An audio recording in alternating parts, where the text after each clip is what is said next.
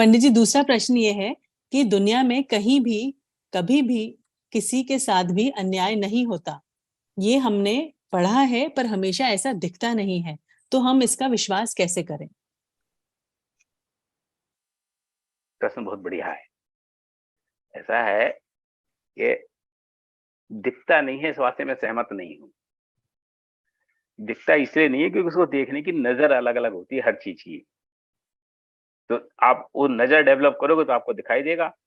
इस बात को आप पहले नक्की करो कि दुनिया में कहीं किसी के साथ कोई अन्याय नहीं होता।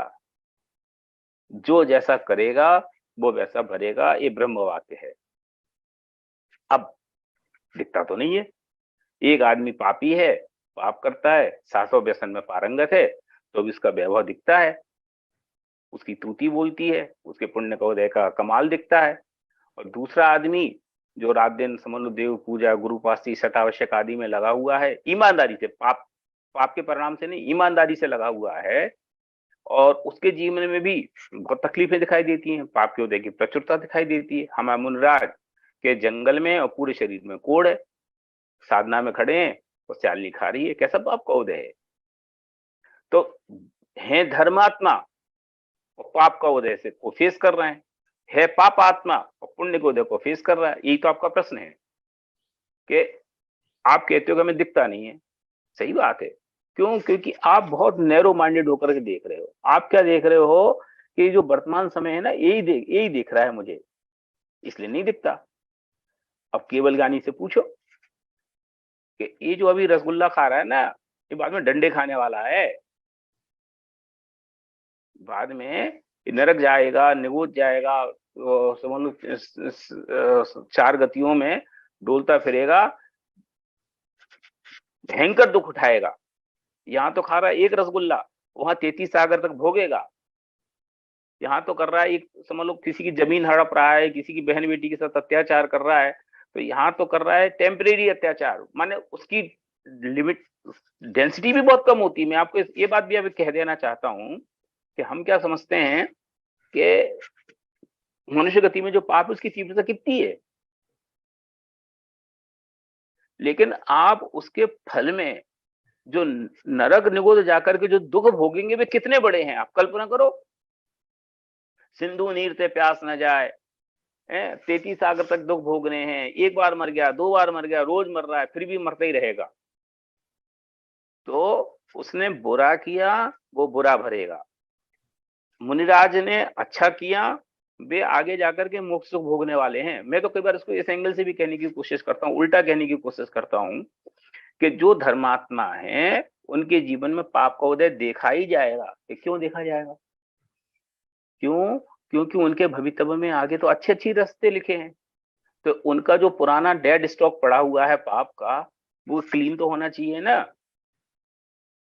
तो वो आज उदय में आ रहा है, उसकी समझ लो उदीर्णा हो रही है, वो अभी उदय में आ रहा है। तो अभी तो उनके जीवन में पाप परिणाम का, पाप के उदय से जो प्रतिकूलता देखनी चाहिए वो दिख रही है, लेकिन वे प्रतिकूलताएं अभी दिख रही हैं। तो कितनी अच्छी बात है कि अभी मैं विवेक सहित हूं, बुद्धि सहित हूं, तो पाप के उदय को समता से सहूंगा, पाप के उदय में शांति रखूंगा, पाप के उदय में स्थिरता रखूंगा। और यही पाप का उदय अगर मेरे अज्ञान के भाव में आएगा, अज्ञान की अवस्था में आएगा, तो मैं कब करूंगा? मैं और पाप बांधूंगा। तो ये मेरे लिए प्लस सिचुएशन है, माइनस नहीं। और दुनिया वाले को देखने को क्या दिखता है, देखो इतने धर्म कर रहे और देखो रोटी को तरस गए। दुनिया दुनिया वाले अपनी आंख से जब देखते हैं धर्मात्माओं को, तो वे क्या देखते हैं कि देखो बेचारे कितने दीनहीन, कितने परेशान हो रहे, दवाई लगाने के लिए मलहम नहीं है, गोली खाने के लिए पैसे नहीं है, ये नहीं है, नहाने के लिए साबुन नहीं है, उन्हें ये दिखाई देता है। और ज्ञानी को क्या दिखाई देता है? क्या आनंद में जी रहे। तो वास्तव में फर्क तो नजर का है। माने ऐसा नहीं है कि चीज गलत हो गई है, वो हमें देखने की वैसी नजर नहीं है। आप वैसी नजर से देखना शुरू करो तो आपको आनंद ही आनंद दिखाई देगा। अब मैं कहता हूं, मैं आपसे पूछता हूं, मुनिराज संसारी जीवों को देखें और संसारी जीव मुनिराज को देखें, कैसे देखते होंगे? संसारी जीव मुनिराज को दिखता तो क्या दिखता होगा? बेचारे ठंड में, गर्मी में कितने परेशान हो रहे हैं, बहुत सहन करते हैं। देखो पद्मासन से बैठे हैं, 10-10 किलोमीटर पैदल जा रहे हैं, चलने के लिए साधन नहीं है, धूप गर्मी बरसात में नंगे पैर चल रहे हैं, रोटी खाने के लिए नहीं मिल रही, 10-10 दिन के अंतराय हो रहे, 5-5 दिन खाना खाने नहीं मिल रहा। कितने मोक्ष मार्ग में बहुत सहन करना पड़ता है, बहुत कष्ट है, बहुत तकलीफ है। ये संसारी जीव की नजर है। अब मुनिराज की नजर से देखो तो, कि मुनिराज की नजर से देखो तो भी कहेंगे कैसे मूर्ख लोग हैं, सुख है इन हाउस, ढूंढ रहे हैं आउट हाउस। बिका देखेंगे कि ये संसारी जीव सुखी होने के लिए कपड़े ढूंढ रहे, और कपड़े में सुख है ही नहीं। ये सुखी होने के लिए स्त्री पुत्र मकान आदि को ढूंढ रहे, उनमें सुख है ही नहीं।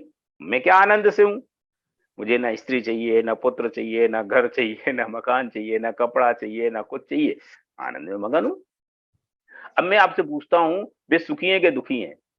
दोनों एक दूसरे को दुखी कह रहे। मुनिराज संसारी को दुखी कह रहे, संसारी मुनिराज को दुखी कह रहे। अब किसकी दृष्टि सच्ची?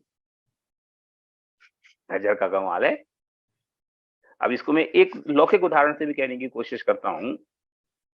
एक मम्मी अपने बेटे के लिए रात दिन मेहनत कर रही है, वो वर्किंग वूमेन भी है, वो घर की भी सारी व्यवस्था कर रही है, घर में उसके सास ससुर भी है, उनकी व्यवस्था भी करी, सब कर रही है।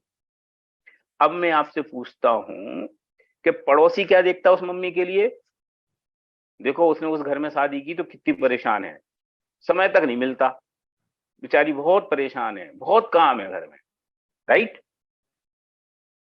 अब उसी के उस मम्मी से पूछो कि तुम परेशान हो? Comfortable, I am fine. क्यों? क्योंकि वो अपने बेटे के लिए कर रही है, वो अपने घर के लिए कर रही, तो अपने घर के लिए करने में उसको तकलीफ महसूस नहीं होती, और दूसरे को तकलीफ दिखाई देती है। ये तो नजर नजर का धोखा है, इसमें कोई क्या कर सकता है? That's over.